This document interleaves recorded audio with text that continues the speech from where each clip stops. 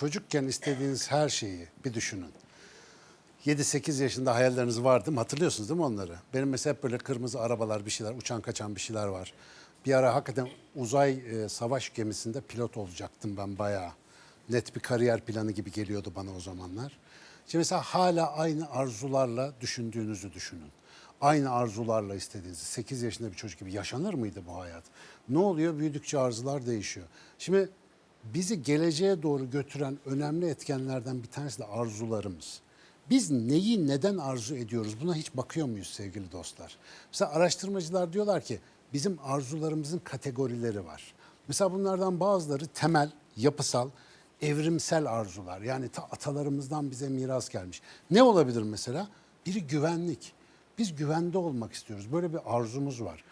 Bugün bunu alabildiğini abartabildiğimiz bir zamandayız ama bu arzu hiç geçmedi. Çağlar boyunca bütün insanlarda var. Mesela aidiyet, ait olmak istiyoruz. Açık beyinde olmak nasıl geliyor? İyi yani ben buraya geldim evde gibiyim işte mis gibi. Evde gibiyim. Ev ne? Ait olduğumuz yer. Bir yere ait olduğumuzda kendimizi hem güvende hem tamam hissediyoruz. Hepimizin bir statü ihtiyacı var. Mesela görülme ihtiyacı hissediyoruz. Bir şeye karşılık gelmek istiyoruz. Bu çok temel. Bu arada arkadaşlar bu sadece sizde bende yok. Salyangozlarda da var. Balıklarda da var. Bunların hepsi farklı farklı düzeylerde o canlılarda da mevcut. Ama insanda olan bir temel ihtiyaç var ki o başka bir canlıda görmedim ben. Bir de anlam ihtiyacımız var. Yani şu anda niye burada olduğumuzu bilmezsek işte gitti. Yani ne yapacağımız belli olmaz. Dolayısıyla bir de bu anlam temel bir ihtiyaç ama sizce mesela kırmızı spor araba böyle atavi bir arzu mudur? Biz 15 nesildir kırmızı spor araba istiyoruz. En son bana nasip olacak falan. Öyle bir şey var mı? Mesela sosyal medyada pompalanan arzulara bakalım. Etrafımızda gördüğümüz şeyler. Reklamlarda bize satılan şeylere bakalım. Meşrubat içip hayatın sırrını çözmek falan bile satılabiliyor yani. Böyle şeyler var. Bunlar gerçekten arzu mudur? Hep güzel olmak, hep genç olmak, hep fit olmak, hep üstte olmak, hep başarmak, hep birinci. Ya 8 milyar insanız, biri birinci olacaksa öbürleri ne yapacak? Böyle garip satışlar ve arzular. Bunlar ne? Bunlar bizim beynimizin çok önemli bir özelliğinin maalesef nasıl diyelim bug'ları, yan etkileri arkadaşlar. Mimetik arzu deniyor bunlara. İnsan arzularının çoğunu eşten dosttan görüp öğreniyor. Şimdi arzu ettiğimiz şeylerin hepsini bir düşünelim. Hepimiz lütfen. Ben bunu çok sık yaptığım bir egzersiz.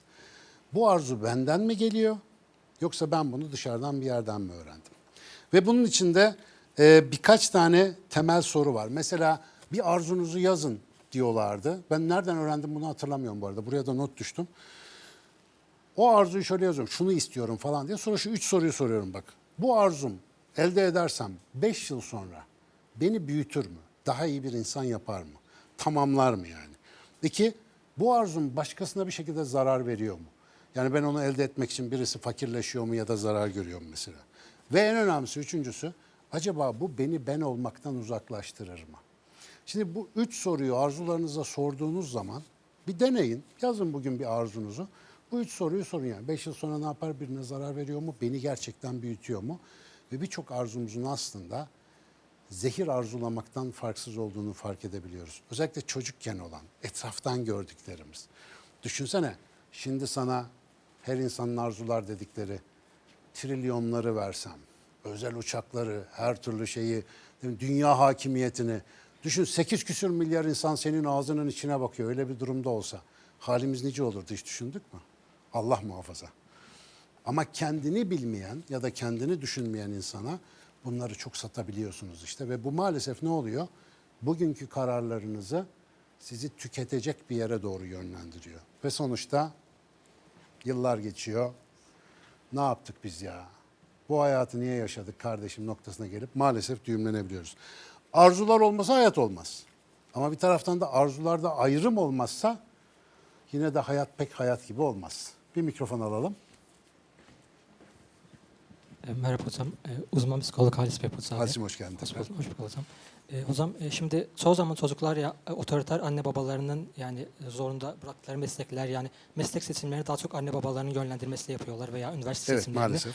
Evet hocam bu durumda yani yani insanların çocukların özellikle yapmayı sevdiği işleri yapması adına yani yanlış rotada olduklarını nasıl fark edebilirler veya rotayı değiştirmek için neler yapabilirler hocam? Sen yine kitabın tam ortasından sordun. Şimdi o çocuklar bizim de bir zamanlar olduğumuz gibi hepimiz o dönemlerden geçtik. Yeterince büyüyüp hayatın sopasını yemeden bu ayrımı pek yapamayacaklar birincisi. Yani hepimiz öyle olmadı mı?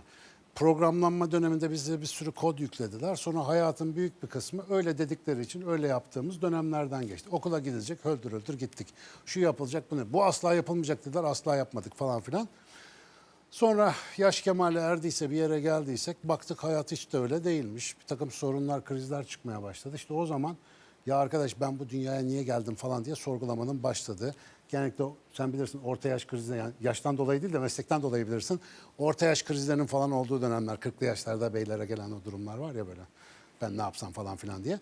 Onların olduğu haller hayatla ilgili bir sorgulamayı getiriyor ama biz nadiren bu sorgulamaya dürüstçe cevap verip de ya arkadaş bugüne kadar yaptığımız yanlışmış, kendimize göre bir şey yapalım diye rotamızı çevirme cesareti bulabiliyoruz. Çünkü etrafımızda gördüğümüz örnekler, en başta söyledim ya, hep şikayet eden, hep yakınan, hep kendini kurban hisseden insanlarla dolu. Bence birinci iş, yani ben öyle yapmaya gayret ediyorum. Bizim Açık Beyin'in kuruluş amacı buydu. Tuhaf tipleri etrafıma toplamaya çalışıyorum. Yani dünya gailesinden biraz beri, kafasını büyük işlere takmış ve hakikaten insanüstü konularla ilgilenmeyi seven insanlarla takılınca bana da bir şey oluyor. Niye? Biz sosyal varlıklarız arkadaşlar. Kimle berabersek ona benziyoruz. Ben en kestirme yol olarak insanın olmak istediği kişiye benzeyen ya da o yolda giden insanlarla birlikte olma çabasına dikkat etmesini önemsiyorum. İnsan kendi çevresini yaratarak aynı zamanda kendisinin ne olacağını da belirliyor. Hani kendisi iyi ama çevresi kötü diyorlar ya. Yani o çok uzun süre devam etmiyor arkadaşlar. Çevre kötüyse kendisi de kötü oluyor. Onu net olarak söyleyeyim. Etrafımızda bir buna dikkat edeceğiz. Bir de arzularken, isterken, mesela geleceğe bakarken, şimdi hoş gözüken her şey iyi olmayabilir. Bir kere bu ayrımı yapmayı öğrenmemiz lazım. Herkes yapıyor, bu hep böyle olur falan, hoş gözüküyor yani ama acaba gerçekten benim için iyi mi? Mesela kısa vadede belki bana haz verecek. İşte ne bileyim bir şey alacağım ağrım geçecek. Bir şey yapacağım güzel gözükeceğim. Zırt diye kilo vereceğim mesela. Var ya şimdi öyle şeyler. Peki ama bunun sonucunda ben daha mı iyi olacağım acaba? Bu kısa vadede bana haz veren şey uzun vadede beni tatmin edecek mi acaba? Mesela bu açıdan bakmak önemli. Böyle bir arzulayan tarafımızla ilgili daha önce konuştuk. Beyinde dopamin diye bir şey vardı ya hani. Devamlı pasta börek isteyen o işte. Oh getir yiyelim Allah'ım hemen haz alalım hemen gevşeyelim. Ama o pastayı böreği yedikten sonra yaşanan o tatminsizlik hissi niyeydi? Dopamin tek başına yetmiyordu. Yanına bazı arkadaşlar lazımdı. Hatırlayan var mı onu? Serotonini vardı, endorfini vardı. Neydi onlar? Tamam abi, tamam ablacığım. Tamam bunu yedik ama biz artık tamamız. Daha fazla yememize de daha fazla arzulamamıza da gerek yok. Bu halimizde bir şükredelim. Dedirttiren birkaç hormondan biri bu. Peki bu yaptığımız seçim ya da arzuladığımız şey bizim haz ve hevesimizi mi tatmin edecek? Yoksa gerçekten bizi bir varlık olarak tatmin noktasına taşıyacak mı? Bizi tamamlayacak mı? Maalesef bunları çok da görmemize rağmen öğrenmiyoruz. Mesela piyasada çok para kazanan herkes mutlu mu sizce? Ya da devamlı meşgul olup bir şeyler yapıp da Allah'ım ne güzel her gün çalışıyorum falan diye kaç kişi gördünüz? Akşam eve kendini dar atıyor lanet olsun diyor ya bugün yine bittim diyor falan. Hep çalışıyor ama hayatı bomboş. Çok kazanıyor ama neye harcayacağını bilmiyor. Böyle örnekler bize konunun bu olmadığını çok güzel gösteriyor. Bu şey çok meşhur biliyorsunuz. İste olsun, evrenden sektir geri gelsin. Var ya yapan var mı öyle? Mesela şey var mı? Çok ciddi soruyorum bunu. Bu arada ben de yapıyorum. Baştan söyleyeyim. İnsanlar çekiniyor genellikle böyle bir şey yapmaya da. Böyle yıllık, aylık falan vision board diye bir şey yapıyorlar. Böyle gelecekte olmasını istediği şeylerin resimlerini yapıştırıyor bir panoya ya da dijital bir şeye. Sonra açıp açıp bakıyor. Var mı yapan? Ben yapıyorum vallahi. Bak çok var. Ben yapıyorum deyince herkes kaldırdı parmak. Yalan ben yapmıyordum ki. Yapıyorum şaka. Bak şimdi biraz önce konuştuğumuz şeyi bir düşünün. İstediğiniz, gerçekten arzu ettiğiniz şeyler. Bir de inşallah biraz önce bahsettiğim 3 soruluk çalışmayı da yaptınız. Her bir arzuya dediniz ki bu gerçekten benim arzum mu falan. Onu da ayıkladınız. Gerçekten sizin ihtiyacınız olan ve sizin meşrebinize uygun olan şeyleri bir görsel olarak karşınıza dizdiniz. Ve her sabah buna bakıyorsunuz. Ne yapıyorsunuz arkadaşlar siz bunu yaparak? Her sabah niyet ediyorsunuz aslında. Diyorsunuz ki ben buraya gidiyorum arkadaş. Dünya gailesi çok kalabalık. Her gün bir şey oluyor. Unutuyoruz değil mi? Her sabah bir hatırlatmanın ne mahsuru var? Mesela dinlerde niye sürekli ibadet yapılıyor? Bir tane yapıp gitsek olmuyor mu? Hatırlatma, devamlı bir hatta kalmayla ilgili. Her sabah öyle bir nota, öyle bir özlü söze, öyle bir işte görsel tahtaya bir şeye bakarak beynimize diyoruz ki unutma. Biz buraya gidiyoruz. Bazıları bunu yazarak yapıyor mesela. Önümüzdeki yıl diyor şu gün aslında ben bunu oldum, olacağım diye değil, oldum diye yazıyor. Her gün ona bakıyor. Ve ilginç bir şey arkadaşlar, çok kişi bunu ciddiyetle yapan çok insan garip şeyler yaşıyor. Mesela bir tane arkadaşım demişti çok benzeriz, daha sonra benim başıma geldi. Ya dedi ben böyle dedi asmıştım bir yere bir şey falan. Sonra dedi gittik bir ev aldık dedi. 3-5 sene sonra ben o resmi buldum, baktım bizim evin aynısı dedi. Ama farkında değil o taşındıkları evin öyle bir yer olduğuna. Beyninin arka planda yaptığı programlama gereği biriyle tanışırken, bir şeyde o mu bu mu diye karar verirken, düşünürken ve harekete geçerken çalışan yazılım o. Ve dolayısıyla sizin arkada kararlarınızı vermede size eşlik eden bir pusulanız oluyor adeta. Şimdi mesela denemek ister misiniz? Yılbaşını beklemenize gerek yok. Hemen yeni yıl gelecek. Allah yine büyük dilekler falan olmayacak. Niye? Konuştuk yılbaşından önce. O büyük dilekler hep ben dileyebiliyorum, istersem yaparım diye söyleniyor. Halbuki öyle değil. Yapabilmek neye bağlıydı?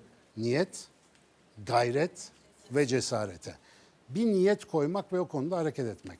Şimdi peki bu evrene gönderenler nasıl oluyor? Evrene gönderen var mı? Göndermediniz mi hiç? Yazık orada bekliyor koca evren sizi. Soru soruyoruz. Evrene soruyorsunuz. Bir mikrofon alalım buraya. Şimdi merhaba hocam, Gökçe benim ismim bu Gökçe'cim arada. hoş geldin tekrar. Böyle söyleyince hani evrene yolluyorum deyince böyle sanki oturup da böyle falan yolluyormuşum gibi geliyor ama aslında Nasıl yolluyorsun peki merak ettim şu anda. Oturmadan. yani tabii meditatif bir süreci var fakat Güzel. ben buna biraz daha farklı bir yerden bakıyorum. Yani çünkü kader algımda şimdiye kadar konuştuğumuz her şeyi toplarsam kader algım var benim ama bunun bir tane olduğuna inanmıyorum. Sonsuz seçenek var. Sonsuz yazılmış Kader bir senaryosu olasılık var. havuzu diyorsun. Evet, olasılık ki havuzu. bilimde de biraz böyle bakılıyor. Daha doğrusu bilimsel Evet. dünya görüşünde doğru. Aynen öyle ve ben olacağım kimliği, olduğum kimlik, giydiğim kimlik kıyafetini de bir araç olarak görüyorum. Mesela otobüste gidebileceğim yer belliyken uçakla gidemem oraya ya da uçakla gitmek istediğim yere otobüste gidemem gibi bir araç olarak görüyorum. O yüzden gitmek istediğim yere hani evrene yollayacağım mesajı şöyle veriyorum ben. Şuraya gitmek istiyorum. Meditasyona oturuyorum ve bunun için nasıl biri olmam lazım? Bunu bana göster deyip sonra onunla ilgili aksiyonları aldığım zaman böyle sanki raylar buradan o tarafa doğru değişiyormuş Yani gibi aslında geliyor. o konuya biraz odaklanıyorsun. Evet ve Bunu sonra da anlıyorum. uyanık oluyorum Yani ama. evrene gidip döndüğüne dair bir kanıtımız yok. Bir Ama senin yaptığın şey gidebilir bu arada hiç itirazım yok ama gidiyordur belki, bilmiyorum. benim önemli olan burada pratik uygulama. Bir duruyorsun, Evet. o konuya bir odaklanıyorsun, oraya bir enerji ve zaman harcıyorsun ve sonra bir şey oluyor. Şimdi bakın bu daha evvel çok arkadaşımıza da tavsiye ettik. Biz eğitimlerde, çalışmalarda da yaptırıyoruz. Mesela önümüzdeki sene ne olmak istiyorsan oldum diye yaz diyoruz ya oraya.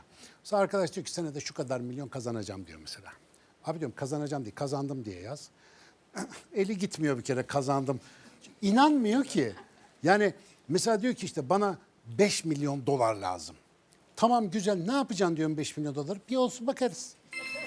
Ya öyle olmuyor bu iş. Senin 5 milyon edecek bir fikrin varsa ona biraz emek sarf et. Geliyor o arkadaşlar. O böyle garip bir şey. Yani yukarıdan para yağmıyor. Sen ona zihnini hazırladığın zaman, ona bir zaman ve emek harcadığın zaman o içeriden geçen biz kim 5 milyon kim? 5 milyon adamı bozar abi.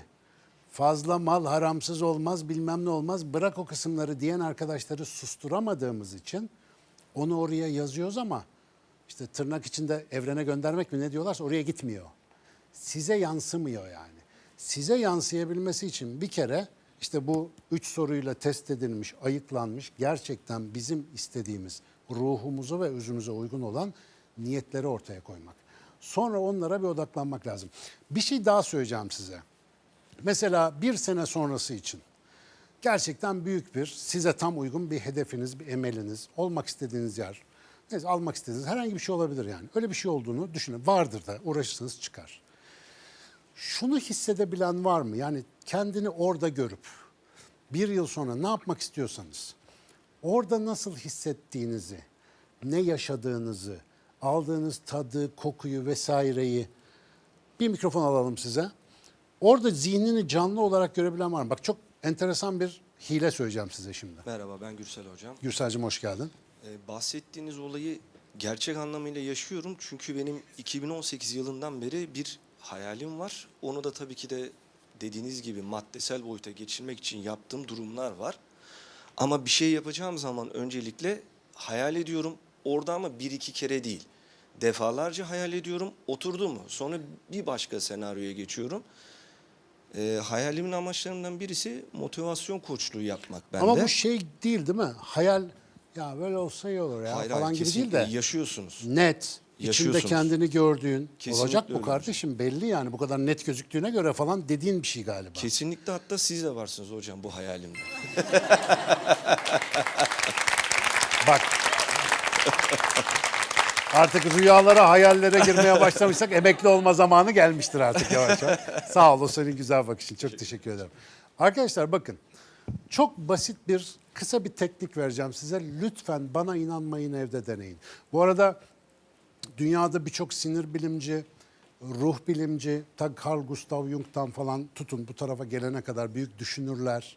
Bugün mesela daha popüler Joe Dispenza gibi isimler çok kullanırlar bu fikri ama tabii bunu böyle yaldızlı marka ya da başlıkların altına söyleyince insanlara böyle ezoterik oyuncak ya da yeni çağ kandırmacası gibi geliyor. Çok basit mekanizması olan bir kopya vereceğim size.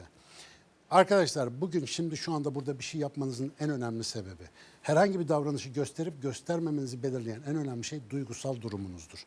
Bir şeyi isterseniz, arzularsanız, onu canınız çekerse yaparsınız. Bir şeyden korkarsanız, çekinirseniz, endişe duyarsanız onu yapmazsınız.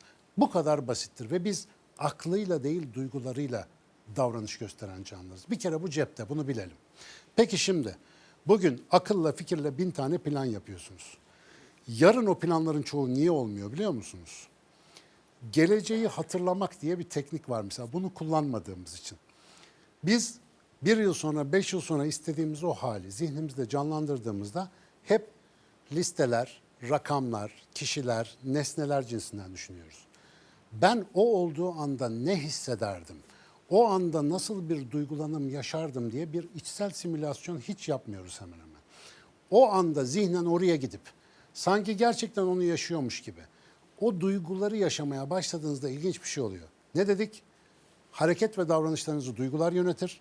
Siz o duyguyu mümkünse her gün bir kere, hadi olmadı haftada bir kere, bir yıl boyunca kendinize yaşatırsanız, öyle oturup da biraz buna zihin ve mesai harcarsanız, bir süre sonra o duygu sizi gelecekteki o anınıza götürüyor. Dikkat!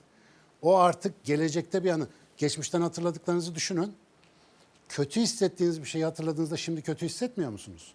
Çünkü siz konuyu değil duyguyu hatırlıyorsunuz. İyi hissettiğiniz bir şeyi hatırlayınca neşelenmiyor musunuz? Niye? Konuyu değil duyguyu hatırlıyorsunuz. Niye aynısını gelecek için yapmıyoruz? Bakın size çok net bir örnek vereyim. Ta lise öğrencisiyken bir grup insana konuştuğumu hayal ediyordum. Ne konuştuğum konusunda hiçbir fikrim yok. Kim olduklarına dair bir fikrim yok. Fakat konuşurken bazen gülüyoruz, bazen ağlıyoruz. Ben saatlerce konuşuyorum, kimse bana müdahale etmiyor. Evde sürekli sus diyorlar ya, orada yok öyle bir şey. Çok eğleniyoruz. Herkes daha fazla konuşalım istiyor. Arkadaşlar 25 sene bu hayali kurarsanız NTV ekranlarında Sinan Canan'la Açık Beyin oluyor işte. Nasıl? Bu kadar. Bedava mı? Bedava. Ama şartı ne? Uykunuzu kaçırttıracak kadar heyecanlanıyor musunuz? Mevlana ne diyor aşkla ilgili? İnsana rahatını, uykusunu ve iştahını kaçırttıran şey. O kadar duygusal olarak sizi etkileyecek ki o gelecekteki hedefiniz. Mesela Atatürk'ün kurtuluşu düşünürken gece rahat rahat uyuyabildiğini düşünüyor musunuz? O bir taraftan yemekleri tıkanırken bir taraftan ya kurtarırız hallederiz falan. Düşünüyor musunuz öyle bir şey? Yemeden içmeden kesilip gözünü karartıp kitlenmeden ne İstanbul'u alırsın ne bir yeri kurtarırsın ne de kendini sahili selamete çıkarabilirsin. Arkadaşlar bu anlatılan şeyler fantazi değil. Bu anlatılan şeyler gerçeğin ve beynin mesajının ta kendisi. Evrene nereye gönderecekseniz gönderin. Sıkıntı yok ama beyninize talimat vermeyi unutmayın. Beyin de duyguyla talimat alır. Lütfen bunun altını bir kere daha çizelim. Duygusuz, akılla, fikirle plan yaparak yapan yapay zeka. Görüyorsun işte yapay zeka çok büyük bir hayalini gerçekleştiremeyecek. Çünkü hayal kurmuyor bildiğimiz, inşallah kurmuyordur. Kurmuyor bildiğimiz kadarıyla. Ama hayallerinde duygu yaşayabilen ve o duyguya doğru gidebilen bir canlı olarak lütfen bunu kullanalım efendim. Evet bu konu çok hoşunuza gitti anladığım kadarıyla. Bir mikrofon alalım buraya. Aslında tam tersi. Ben gerçekleştiremeyen, Burcu gerçekleştiren biz Ha, ikiliyiz siz evet ya. daha önce de var öyle bir takımsınız değil mi siz? Tabii hatta ismimi Evet. koyanı da getirdim yanımda bu sefer. Süper. İsim Oo. sorunum vardı ya. Harika evet onu da daha önce elinize sağlık efendim çok güzel olmuş. Çok beğendik. Buyurunuz. Şimdi Niye sizce olmuyor sizin hayalleriniz mesela? Çok mu imkansız ilahi şeyler? plan diye bir şey olduğuna inanıyorum. Yani bazı plan? ilahi plan. Tamam ama sizin gıcınıza mı yapılmış ilahi plan? Bazı şeyler çok isteriz, niyet ederiz, harekete geçeriz, gayret ederiz ama bir şey korur bizi belki. Niye? Yani bütün plan sana aykırı mı çalışıyor şimdi yani? Hayır, bütün plan değil ama Ama bazı sen şeyler hani böyle bir şikayetçisin ya benim istediğim olmuyor falan diye. ondan değil. Şöyle ilahi plan, seçimler ve niyetlerimiz arasında kafam karışık. Şimdi şöyle bir şey, ilahi bir plana inanıyorsan iş daha kolay olmalı. Mesela diyelim istediğin olmadı. Hayırlısı buymuş demek nasıl mümkün oluyor o zaman? Yani o benim istediğim demek ki benim için hayırlı değilmiş. Bu olduğuna göre biz buradan devam edelim. İngilizce'de bana dağıtılan kartları oynuyorum derler. Gerçekten bizim ötemizde, bizim üstümüzde. Ya illa bunu bir hani dini inanca bağlı bir şey olarak da düşünmeyin. İnsanın algıladığı boyutun ötesinde bir şeyler olduğunu düşünüyorsak algıladığımızdan ibaret değil burası diyebiliriz. Ve benim başıma gelen de kardeşim tamam benim kafama uygun olmayabilir ama belki büyük şemada daha faydalı bir şey olabilir diye de düşünmek mümkün. Mesela kabul etmek diye bir şey var. Böyle deyince birçok insana özellikle gergin, sıkkın, üzgün bir durumda bir insana olanı kabul ettiğince bir sinirleniyorlar. Nasıl kabul edeyim, niye kabul edeyim falan diye böyle sürekli anla kavga edesi geliyor. Ama şu açık bir gerçek, şu anda olmuş olanın başka türlü olma ihtimali var mı? Olsaydı olurdu zaten. Şu anda olmuş olan böyle olmuştur, bitti. Bunu kabul ettiğiniz anda bir sonraki anda ne yapacağınızı seçebiliyorsunuz. Ama siz anla sürekli kavga ederken bir an sonra ne yapacağınıza konsantre olamıyorsunuz ki. Dolayısıyla kaderini yaratmak, geleceğini yaratmak diye bir şey konuşuyorsak ilk adımı ne? Kabul. Şimdi şu anda böyle. Arkadaşlar boyum bu, posum bu, saçım bu kadar. Ne yapayım? Yani olan bu. Şimdi bunun üzerine ne yapabiliriz ona bakacağız. Şimdi oturduğum yerde Amerikan Basketbol Ligi'nde önümüzdeki yıl sayı kralı olabilir miyim? Böyle bir seçenek var mı? Schrödinger'in kedisinin seçenekleri kadar bir seçenek de olsa var. Çok küçük de olsa. Peki benim buna yatırım yapmam mantıklı mı? İşi gücü bırak. Arkadaşlar ben NBA'ye gidiyorum. Hakkınızı helal edin. Bundan sonra yeni bir kariyer yolu. İsteyebilir miyim? İsterim. Bu yola gidebilir miyim? Giderim. Niyet gayret eder miyim? Ederim de gerek var mı Allah aşkına? Biz maalesef bizde olmayanı arzulamak konusunda uzmanız. Çok uzaklardaki şeyler, imkansız şeyler ama hemen önümüzde, hemen yanı başımızda yapabileceğimiz birçok şey maalesef o illüzyonlar yüzünden gözümüzden gizleniyor. Naçizane bu bölümde belki de hepimize evde en çok fayda verecek bir hatırlatma olarak rahmetli babaannemin bana anneannemin sık söylediği bir şey vardı. Sen önce önündeki çorbayı üfle diye. Var mıydı sizde de bu laf? Şunu yapalım, bunu yapalım. Sen önce önündeki çorbayı üfle, sonra bakarız. Elimizden gelen işle dünyayı değiştirebileceğimizi bize sıklıkla unutturan bir dünya var. Lütfen bu dünyada bu tuzaklara düşmeden evvel ben ne yapabilirim? Şimdi şu anda elimdeki imkan nedir? Olan budur. Olana eyvallah. Bir inancınız varsa bu iş çok daha kolay. Eyvallah. Bundan sonrası için ama bir nefes daha varsa bir görev var dememiz lazım. Süremiz dolmak üzere size bir mikrofon alalım. Merhaba hocam. Şimdi az önceki konuyla alakalı bir düşüncem var benim de. İmajinasyondan bahsettiniz ya hayal kurmaktan. Şimdi Joe Dispenza da diyor ya, kaza geçirdikten sonra bütün kemiklerini tek tek 3 saat boyunca tek tek onların yerine koyduğunu düşünerek felçli bir durumdan yürüyen bir konuma geçtiğini söylüyor ve bunu Bu arada Joe Dispenza bir nörobilimci aslında. Şimdi bu işi popüler düzeyde anlatıyor ama dikkat buyurunuz, orada insanüstü bir şey yok.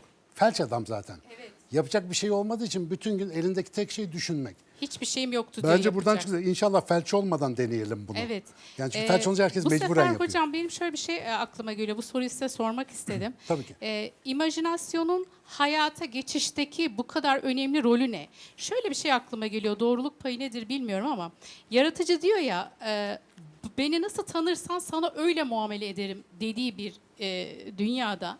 Acaba biz onu gerçekten bize bunu yaşatacak inancını %100 sahip olduğumuzda mı verme noktasında veriyor? Ya da hayal kurmak doğanın bir basamağı mı oluyor? Yani canlandırmak ve onu gerçekten o anda hissetmek, yaratıcıdan da emin olmak noktasında mı acaba oluşuma geçiyor? Bunu merak ediyorum. Bütün bu inançlar çok kuvvetlendirici etki yapıyor. Zaten işin temelinde inanç var falan ama ben sadece mekanik ve bedensel düzeyde size bir şey hatırlatayım. Plasebo etkisi diye bir şey duydunuz mu? Evet, Nedir o? inandığını yaşamak. İlaç diye su Evet. veriyorsun, iyileşiyor kişi. Nasıl oluyor bu? İnancın beden üzerindeki etkisi bugün tıpta tartışılmaz. Yani ilaç alan hastaların oranında, aynı oranda plasebodan iyileşen insan var. İlk etapta inanmak ve Demek inandığını ki, yaşamak. tabii zihninizde oluşturduğunuz şey sisteme bir etki yapıyor. En azından arkadaşlar bunu mantıken düşünmeyi bırakıp lütfen evde deneyelim. Çünkü gelecek bir gün gelmeyecek. Gelecek öyle bir şey değil. Siz burada otururken gelecek gelmiyor. Gelecek her gün, her davranışta bir tık inşa ettiğimiz bir şey ve küçük ve tutarlı ve istikrarlı adımlar mucize yaratır.